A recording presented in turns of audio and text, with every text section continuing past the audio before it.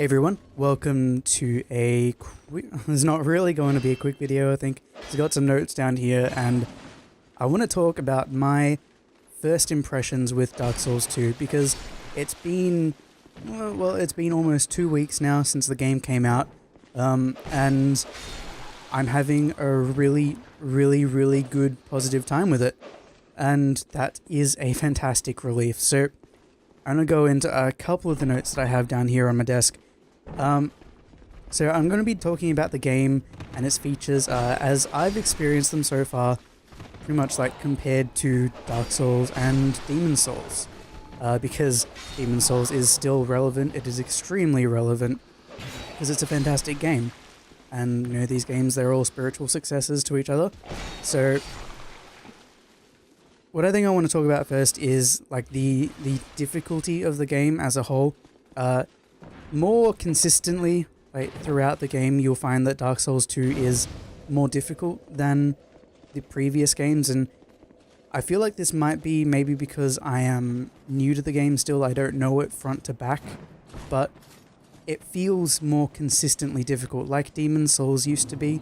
In the areas you go to late game, the enemies become stronger, and they still feel just as dangerous as they used to, because you may notice that in Dark Souls, the first one, when you get to the end game, you know, when you're fighting Seath and Gravelord Nido and all those areas, some of the areas leading up to the bosses can be on like a little on the hard side, or they can be a little bit harder than usual, but oftentimes the puzzling thing is that they'll get easier if you have good equipment. And I mean, good equipment will make anything easier, but if you have good equipment, you'll be able to get through the end of the game pretty much with no hassle at all. That's what a lot of people found, especially getting into the late game, getting into the game late, like 2 years after it had been released.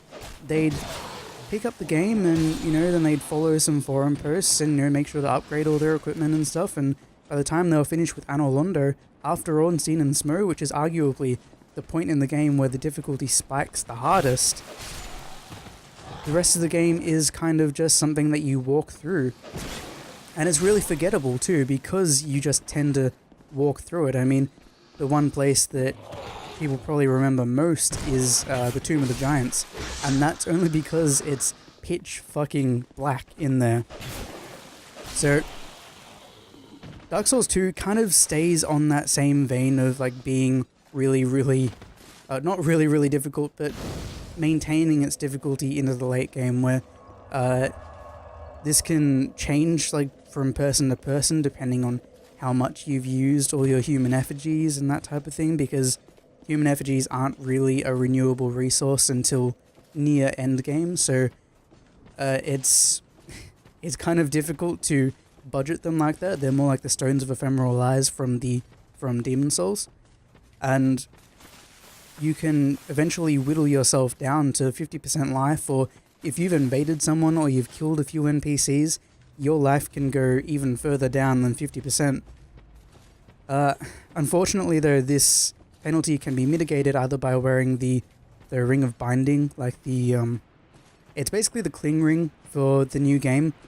You don't lose as much health with each death, and you get limited to 80% loss total.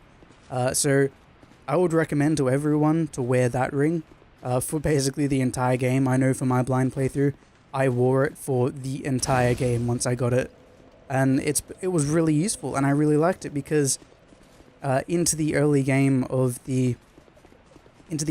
Dark Souls 2, I found it very difficult to stay alive because I died so many times at one point, and I didn't want to use a human effigy that I kind of ended up in this strange situation where I was getting, you know, one shot or two shot by a lot of the enemies, and it didn't help that I was in the company of champions, and that pushes the enemies up, you know, health and damage wise as well. But I found myself getting extremely frustrated, and I found myself not wanting to play the game anymore because I was hitting that familiar wall where that I hit in Dark Souls, because Dark Souls was the game that I played first. I didn't play Demon Souls first. I picked up Dark Souls and I played it, and I just kind of, in my head, I was wondering, why do things have to be such a struggle to get everywhere? Is this what everyone is enjoying? Why do people enjoy this? You know, and I was having that moment where I didn't want to play anymore. I was in my blind playthrough doing this thing for YouTube, and I didn't want to play anymore. And that was heartbreaking because, you know, I was weak at the time, and then I just figured, no, I'll press on through it, I'll figure it out, because I remember this period in Dark Souls, and I remember what happened with Dark Souls was that I upgraded some equipment, and all of a sudden, the game got fucking easier. It got much easier, and that is like after I got rid of the dagger in my blind playthrough. Spoilers probably, because this video is going to be going up before those episodes of my blind playthrough, but after I got rid of my dagger, I was having a lot more fun with the game. I was having a lot more fun with it, and I was having fun, you know, like it was, I know I've said that a few times now, but it was such a sharp turnaround that I was really, really happy with the game for that. But I want to talk about this thing that I've been seeing floating around on message boards that I didn't even know existed up to the point that I didn't know it existed, and then I finished the game, and then I looked on message boards and stuff, and I found out that the Ring of Sacrifice in this game, which is basically the it's like a Ring of Sacrifice, but it's the Ring of Soul Protection or Life Protection. I know they're both in the game as separate rings, but one of them protects against petrification, which is the new curse, and one of them doesn't. But the one that you find first, which doesn't do petrification, just protects against everything else, means that when you die, it breaks. It breaks, it doesn't get destroyed, it just breaks. And you don't lose any humanity, so you don't lose your... basically, you don't get cursed more, so you don't lose 5% of your health bar for dying. And you don't lose any of your souls, either. So, when you get back to the bonfire, you have this ring in your inventory that's broken, and you just have to... Because you've got fast travel all the time now, you can just go back to Majula, go to the blacksmith, get it repaired, for 3,000 souls. Only 3,000 souls. The one that protects against petrification is only 6,000 souls. I think that's ridiculous, because I read on forums that people have been breezing through the game because they felt like there was no consequence to death. Because, you know, you don't lose your souls, you don't lose part of your health bar, you just got this ring still in your inventory, and all you have to do is pay 3,000 of the souls that you had when you died, that you still have because of the ring, to repair it and go out again. So basically, new players might as well only have 3 ring slots. So the Ring of Life Protection can always be equipped so that they aren't punished for death. I don't like that. It's a very strange aspect of the PvE that many people have caught onto, and personally, I'd like to see the rings patched so that they require many more souls to repair, 15,000, 20,000, 25,000, or that they simply be destroyed when they break, because that made sense in the original Dark Souls. It was kind of like, oh, do I use the Ring of Sacrifice? Do I not use it? You know, if I have to buy another one, it's 5,000 souls, you know, that kind of a thing. That is the kind of danger that I think should be associated with that kind of ring, because otherwise...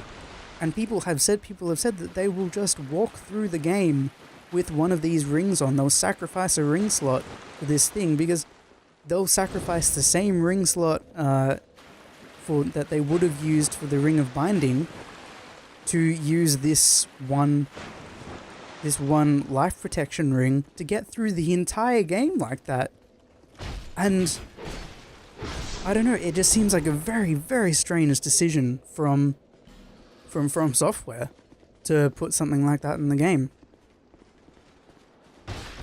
Now, I'm going to continue on with some stuff that I'm not entirely happy with the game, and I think that's important because I know it sounds really negative, but this is just how my mind kind of works. Like, I need to be able to say the reasons why I think the game could be better, because it's good. It is a really, really good game. I really like it, but there are things that need to be fixed, and some things that I have some opinions on that I think I perhaps don't share with some other people that may not focus on the same parts of the game that I do.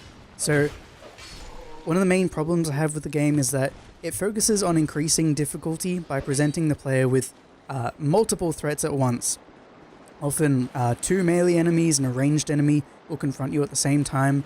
Well, not bad when you consider that Demon Souls and Dark Souls had many, many similar situations.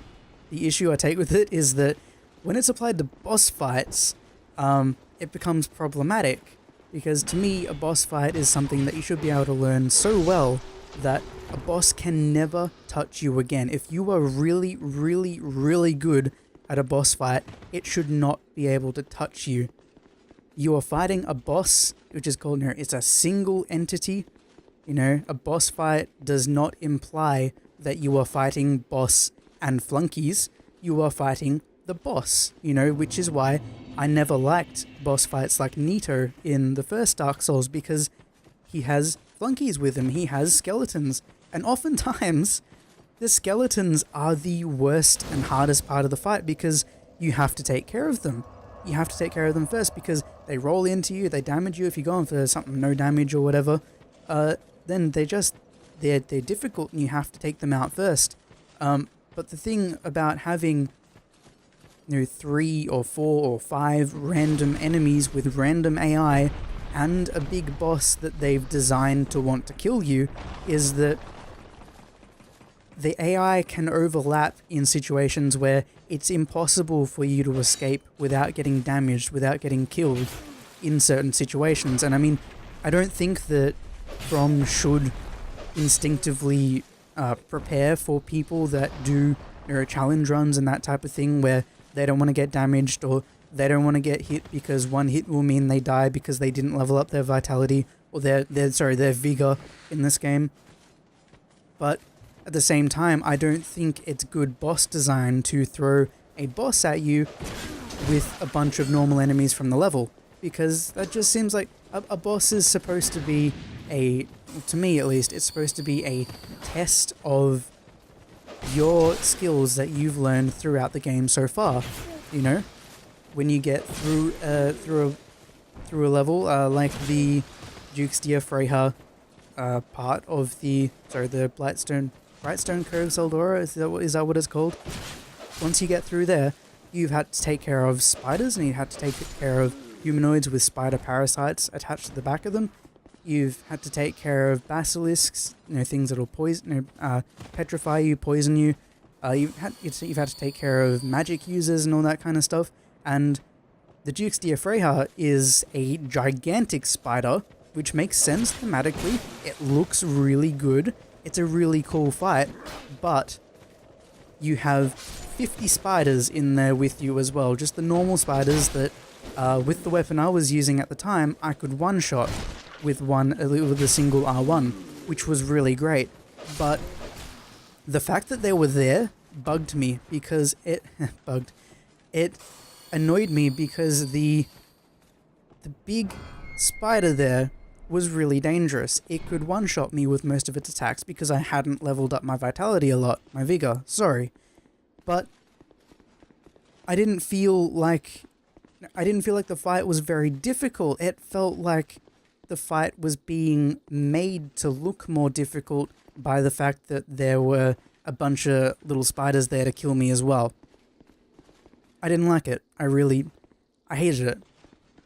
And I mean, keep in mind that I would never advocate that bosses should be designed so that they're really easy to dodge like they are in most games. Like, if you get into a God of War, usually the boss fights are kind of the easiest parts of the game. Because, they're exploitable, they're big, they're meant to be these big cinematic centerpieces of the game that, you remember because they're so big and awesome, and, they didn't want you to get too hung up on them because once you get to the boss, you want to beat it down and you want to be like, yeah, I did that, I was amazing at that, and it was an awesome fight. They didn't want your memory of it to be, oh fuck, do you remember that huge boss that looked really cool, but then like he killed me 50,000 times?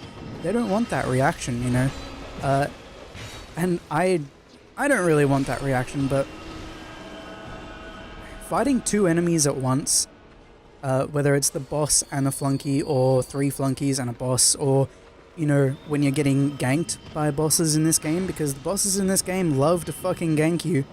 I can count 3 bosses that come to mind in Dark Souls 2 that are non-optional, in which you're confronted with 2v1 situations or worse. So there's the Dragon Riders, the Ruin Sentinels, and the Throne Defender and Throne Watcher fights. All of these fights are completely non-optional, you have to do them to finish the game, and there are 2 other boss fights that I can think of right now that present you with 2v1 to 4v1 situations.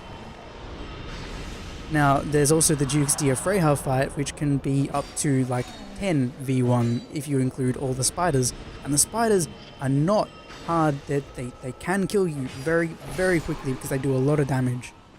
But okay, the other ones are optional, you know, you can take them on for the challenge if you want. Also technically optional though is New Game Plus. New Game Plus, after having beaten the game once, some challenging but fair bosses, like the Lost Sinner or the Flexile Sentry, they gain helpers in the New Game Plus fight. They're not the same boss with just an inflated health pool and inflated damage and more aggression. They are more aggressive, more they are stronger, they do more damage to you, and they have more health, and they have people helping them. In the Flexile Sentry fight, it's like 2 or 3 of the Shadow Warrior NPCs that can really do a number on you very quickly, especially if you're on a higher New Game Plus. And that is not an optional boss fight, by the way. That is a completely mandatory one, as far as I think it is mandatory, although it might not be. No, sorry, the Flexile Sentry is probably an optional boss as I'm thinking about it. But having to dodge... Okay, so some attacks may require extremely specific dodges to avoid, and if you are faced with 2 enemies at once that are doing different attacks that require very specific dodges to avoid each, it becomes literally impossible for you to dodge that attack. And if that attack one-shots you, you don't even have a chance to heal after that, then it is unfair. It is inarguably unfair, and it is bad game design, and I don't like it. I don't like that development in the difficulty. And I always thought that bosses need to be well designed enough that they are a test for the skills that you've learned up to that point. My personal philosophy with Demon Souls and Dark Souls so far is that if you so wish, thanks to the design of the enemies and the boss encounters, except for Ornstein and Smurr, which can be done no damage, but again, it's a game of chances, because they can just one-two you all the time. They can one-shot you, they can do whatever the fuck they want, as long as their AI coincides correctly. So, my personal philosophy is that you could no damage all of those games, and it has been done. I did no damage on Demon Souls, and I've seen Seraphim 17 do no damage on Dark Souls, and I've been doing no damage on Dark Souls in my spare time as well. It is more than possible, and I think that it's going to be possible with Dark Souls 2, but I think that Dark Souls 2 has been made so that it seems a lot harder due to these changes, but it's going to be so much more fiddly, and people are going to see the flaws in these boss fights so much more easily on New Game Plus and above, because of some of these changes to how the boss fights work, with the Pyromancers and the Lost Sinner boss fight, and the Shadow Warriors in the Flexile Sentry fight. It's going to be difficult to deal with, and I know that not everybody struggles with this, because Some people just want to beat the game, that's fine. Some people just want to PvP, that's great. But I don't think it's good game design. I think it's kind of interesting, I think it's kind of fun, but I don't think that it's on the same level as the Dark Souls design used to be, which was, you know, learn this fight, it never changes, but, you know, eventually you can get so good at it that you always dominate it. And that might just be a flaw in how I think. But, you know, again, this is my video, my opinion, and I'm sharing it with you guys. So, something else that's been bothering me with the game is that in previous Souls games, you had equip load, right? And in Demon Souls, it was just, you know, basic on-off, 50% equip burden or more was the fat roll, and 50% and 49% or less was the fast roll. And there was nothing in between, and the fat roll was really slow, it took a long time to recover from, had less iframes than the fast roll, and the fast roll was much faster, obviously, and it took less time to execute, it took less time to recover from, and it had more iframes than the first one. It also took you a further distance than the other one. So, in 90% of cases, it was always better to be under 50% because you could roll faster and you could dodge faster, and it was just a good, fair time, you know, and that never changed. You know, if you had 1% equip burden versus 49%, you had the same exact roll. And in Dark Souls it was basically the same, except from 26 to 49% you had the mid roll as well, which was slightly faster than the fat roll, but, you know, slower than the fast roll. And all of these rolls had their strict number of iframes and, you know, recovery times and stuff. In Dark Souls 2, it doesn't work like that. You have two roll speeds again, the fat and the fast roll. Fat roll occurs when the player feels over 70% of their equip burden. It's slower, has more recovery than the fast roll. However, below 70%, which is a big number, you have the fast roll. But they changed it. So now the less you have equipped, the further that roll actually takes you. So now, basically, equipping less means that you can roll further out of the way of attacks now. And this is great. I really like this variation. It's kind of cool because you kind of weigh up the benefits of having a really, really light set of armor and a really, really light weapon so that you can have like less than 20% equip load and you'll roll further than other attacks and than other rolls, and you'll spend less time with your body, like your character's body, stuck in the effective area of the enemy's attack's hitbox, you know? So you'll spend less time in there, you'll be less likely to get hit, it'll be easier to evade attacks. That just makes sense, you know? This would have been great if evasion weren't also tied to a stat called adaptability. And a lot of people have been talking about adaptability, and what it supposedly does now is it increases the amount of iframes in your roll amongst other things, like it increases the time that you so it decreases the time it takes for you to recover after a parry and that kind of thing, and it just I don't like it. I really hate it.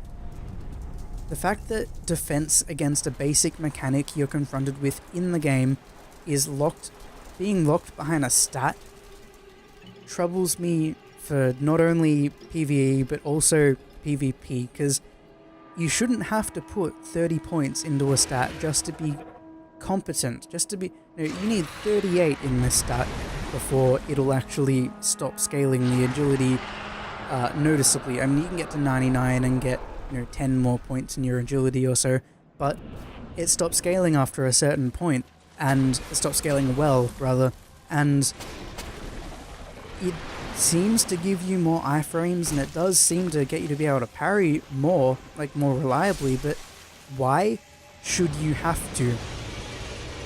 Why should anyone have to? This is why people are arguing for a level 150 metagame, because the game kind of, the souls that the game hands you up to the point of being at the end of the game kind of takes you to about level 135, and I remember finishing Dark Souls, naturally after killing all of the bosses at level 80, 85 or so. So to have this this gigantic level leap kind of implies that From wanted you to be able to level higher, and I think they wanted the PvP level, if they thought about it at all, to be a little bit higher than it used to be, because you've got this stat that you shouldn't have to invest in, but you do, and I really don't like it. And another thing that really bugs me and a whole lot of people about this whole PvP thing that's going on at the moment, because it's a fresh game, people want to get into it, people are really trying to like it, and some people do, and some people really hate parts of it. And one of those parts is probably poise. Poise doesn't seem to work as it should. It used to be that like weapons did a certain amount of poise damage when they hit a player, and if that player had less poise than the damage the weapon did, their character would flinch. If they had more poise, then their character would take damage but not be interrupted. In Dark Souls 2, the more poise you have, you seem to have a better chance to ignore the stun from an attack. Meaning that if you were to wear all of Havel's armor and the Ring of Giants +2, also rings level up, that's really cool, I really like that.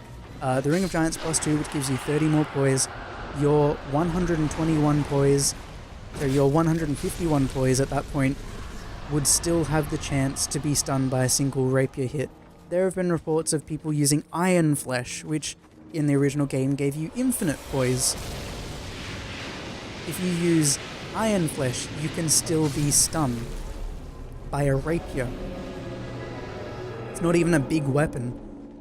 And it doesn't make sense. In my opinion, it either needs to be patched so that poise works as it does in the old game, or toggle escaping has to become a thing again. They need to work it into the game again, because people need to be able to escape stun in some form, because at the moment, what's proliferating throughout the PvP at the moment is R1, R1, R1, R1, you died. That is it. Just R1. And it seems like the people that aren't doing that are the people that want to get better, but this game's player base is going to have, in a year or so, it's going to dull down to, what we had approximately a year after the first Dark Souls. So, at the beginning of Dark Souls, we had people running around with the fog ring on because they couldn't be locked onto then with the fog ring because it was before the patches and stuff. And they had, lightning rapiers, which had insane damage with the Hornet ring, which made that damage insane with the backstabs as well, and backstabs were so easy to get. But in this game, it's just going to be R1, R1, R1, because that is what brings the most success for the most people. And I mean, in Dark Souls, that kind of R1 kind of did work until people got punished for it, because you could do things like setup parry. And I just got done watching a video released by Martyrs Brigade 99. If any of you know him, I like most of his content. I don't necessarily agree with everything that he says, but you don't have to agree with everything someone says in order to listen to them and enjoy them. And hearing the defeat in his voice as he said that the parrying just doesn't work as it is right now, the poise doesn't work as it is right now, because your shields, you get pushed back too much when you get hit. Your parrying doesn't seem to be affected to a significant degree by agility. It is so sad at the moment, the state that PvP looks to be in, because I mean, I'm enjoying just doing random invasions by myself, but I mean, there was a point in the original Dark Souls lifespan where I just wanted to get better. I wanted to get technically better. I wanted to get more proficient with the system. But if you can win against everybody by just hitting R1, R1, R1, R1 over and over and over again, there's no point to it anymore. There is no point.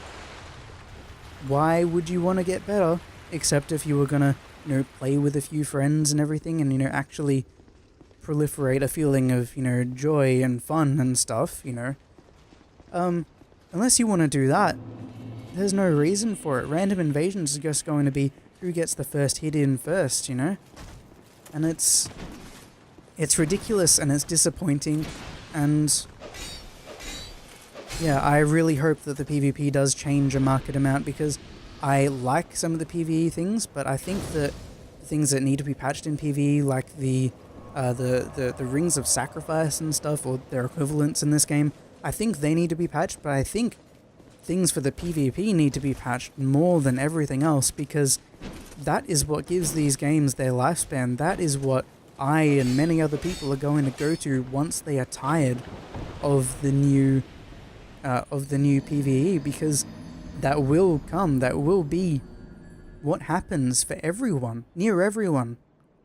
And if you were never really that interested in the PvE, and I know I have a few friends like that, if you were never interested in the PvE and the PvP is in such a sorry state right now, I can see why you'd be so fucking disappointed with the new game, because it is not good for you.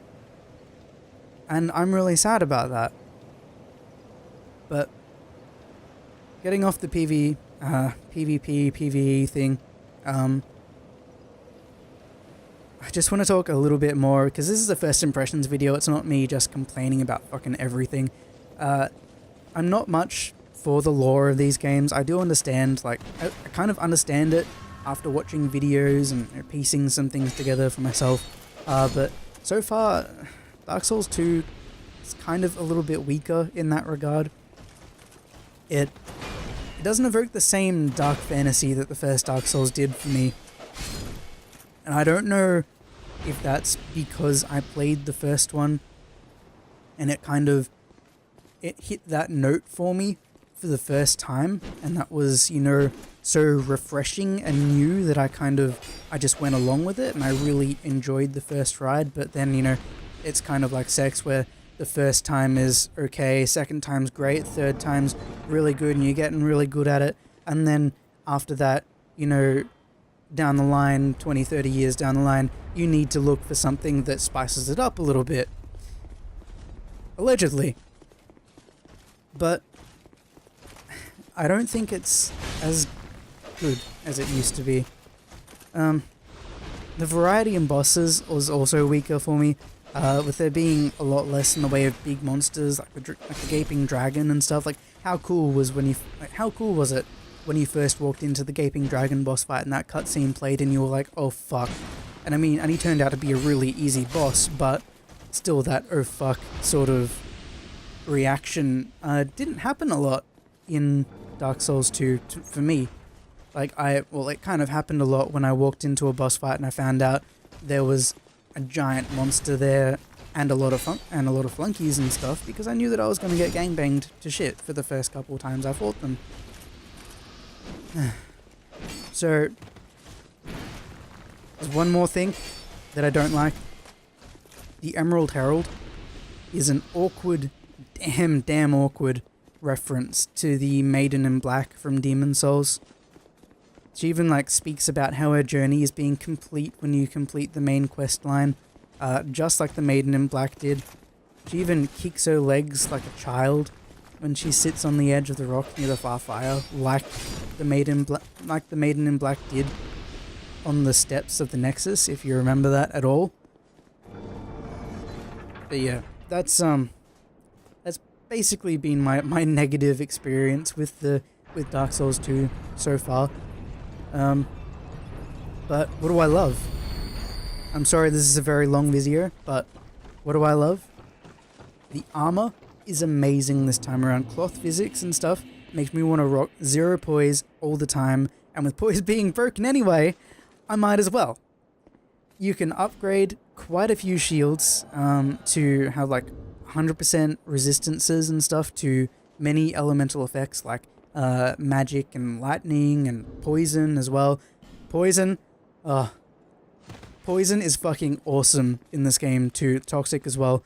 Seriously, like, if you want an easier time through the game, pick up a bow, buy some poison arrows. 4 hits will poison most enemies, and and the poison does damage so rapidly, it's so insanely fast that it's pretty likely to kill most normal enemies before it runs out.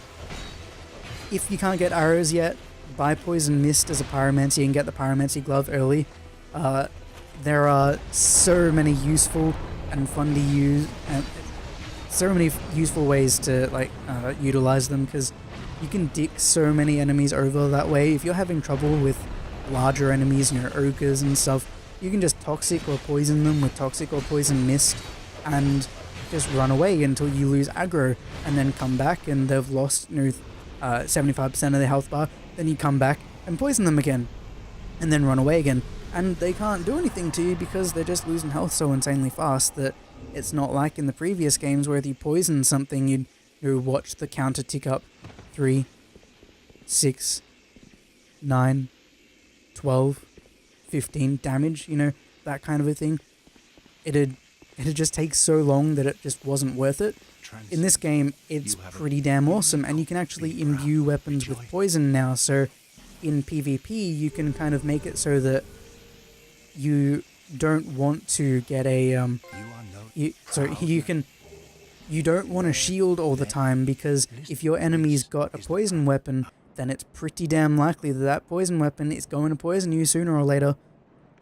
Like, one of the most evil combinations I can think of at the moment is a poison Ricard's Rapier with the two-handed R2 that hits 1,000,000 times a second, because each of those hits, that does a set amount of poison damage as well. It becomes crazy. I really, really like it. Strength weapons gained a pretty damn big moveset buff. They're much faster. They cost good amounts of stamina, I think, but what makes them look better is that dex weapons are generally weaker now, or slower, to compensate for their weak to okay damage. Dual wielding, honestly, it looks cool. Something I haven't really experimented with yet, because we're only 2 weeks into the game's lifespan. Backstabs can miss, but they do good damage. They're much harder to get now too, which kind of brings me to guard break riposte. I don't have this written down. Kind of brings me to guard break riposte, which you can get by breaking someone's guard by getting them to run out of stamina, or doing a shove push thing. It's the forward R1 in this game. And the shove is so slow that if someone gets hit by it, they kind of deserve to get riposted for it. And it does a good amount of damage, either equal to or a little bit more than a backstab. So it punishes turtling a lot. And, anyone that's turtling behind a great shield, you just can't seem to do anything with them. If you can back them into a corner and shove them, you will instantly break their guard, no matter how much stability they have, in my experience so far. However, parrying in this game is so much harder, it's ridiculous. It's extremely predictive, requires you to know what your opponent will do before they do it. So parrying in PvE is it's a big batch of guesswork most of the time. One would think that because parrying is so difficult, that the damage boost would be amazing for a purse, right? No. Not at all. I regularly get less damage on riposte than I do on backstabs. 500 odd damage on a straight sword backstab, 350 on a riposte, 890 on an ultra great sword backstab, 490 on a riposte. It doesn't make sense. It doesn't. I don't know, it sounds like that I'm picking on a lot with what's wrong with the game, but this is just, yeah, as I said, it's what my mind does. But all the stuff I didn't mention, like being summoned to help kill another player in a specific boss fight, the ring that lets you pair up with friends more easily, region locking on network matching to, get, because for people like me, when you have shitty internet, sometimes the best connections you can get is just to play with people from your area. And with Dark Souls, Demon Souls, I couldn't do that. I couldn't just play within my area, so I had to play. So being able to turn on an Australia only sort of thing on Dark Souls just when I'm doing random invasions means that I can save my phone data and I can have decent fights as well. and that's really great. Also have something else. Oh, the characters' clothes and stuff. I know they have the cloth physics and stuff, but when you go into water and you come out again, or if you roll into water and come out, depending on like how much you submerged yourself, your clothes will actually get weighed down and wet and shiny and stuff from having been in the water. And it doesn't, it's not fan servicey or anything. It just looks heavier and darker, and metal armor gets shinier, and it looks really cool. I love all of that, but there is so much to love about this game, but because but it's not Dark Souls as well. You need to look at it like that. It is not Demon Souls. It is not Dark Souls. It is its own game. It is Dark Souls 2. You can call it something else in your head if you want, if it makes you feel better, but it is something else. One of the biggest things that kind of puzzles me though is some things need to be tweaked, like the rings. They need to be patched so that they cost more souls or something. But the soul memory system, the game matches you in invasions and stuff now with people who have similar amounts of souls earned to you. So that sounds great in the beginning because you're like, hey, it'll only match me with people who are around my skill level. But if you start playing with a new character or something, and you go and fight, and you go and invade and stuff, your better tactics or your better knowledge of where to get all the equipment and stuff will mean that you still match up with people who are lower skilled than you, but once you start to accrue, souls from killing people, you'll level up, basically, and you can only fight people who have more souls, around the same souls as you. So, 1 million, 2 million, 3 million, 4 million souls later, you'll only be fighting people who have around the same souls as you. And while that sounds appropriate and stuff, you realize that that means that there is a whole player base below you that you can no longer interact with, that the game just says, nope, you can't interact with these people, sorry, because you're too good, or this character has too many souls on them. Sorry, start again. I don't care if that build took you 72 hours to make, non-stop. Just remake that build and try again. If you want to keep having fun in our game, you better have fun the way we tell you to. And I don't agree with that, and I think it needs to be fixed. I think soul memory needs to be completely fucking taken out of the game, because I think level is much more relevant. I think soul memory should, maybe affect things up to soul level 50, level 70 or so, maybe 75, but beyond that, I don't think it should have any bearing on the game at all. And I've been told that soul memory doesn't affect people in New Game Plus, like people who have 50 million souls earned can interact with people who've only earned 2 million, and that's really great. But you know what else has happened is that people in New Game Plus can't interact with people in New Game. They're on completely different servers. And I assume this is because of the fact that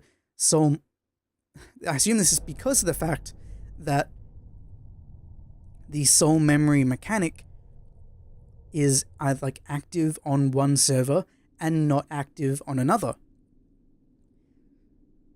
But some armors, some weapons and stuff you can only get on New Game Plus.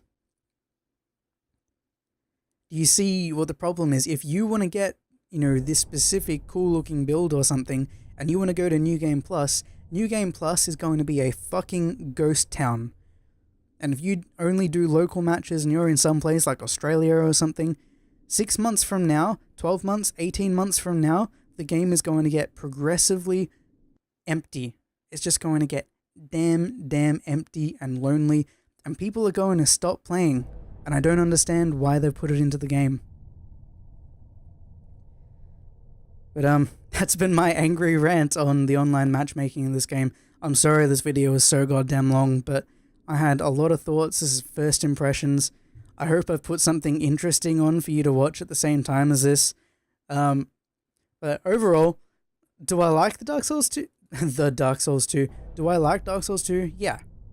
It's an excellent game, and I'm extremely impressed with the frame rate and the visuals, mostly on the Xbox version because the PS3 version kind of runs like shit in comparison. I don't think it controls as well as the earlier games, but it is still a fantastic addition to the franchise. Of course, your mileage may vary. You have your own opinions. My opinions are not your opinion. They are not law. I think the game is very good. We'll see if any of the more technical flaws in the game, like how poise works at the moment, get fixed down the line. And I'm looking forward to bringing you more Dark Souls 2 content for a long time yet. So thank you guys for watching. This has just been my first impressions on Dark Souls 2, and I'll see you next time.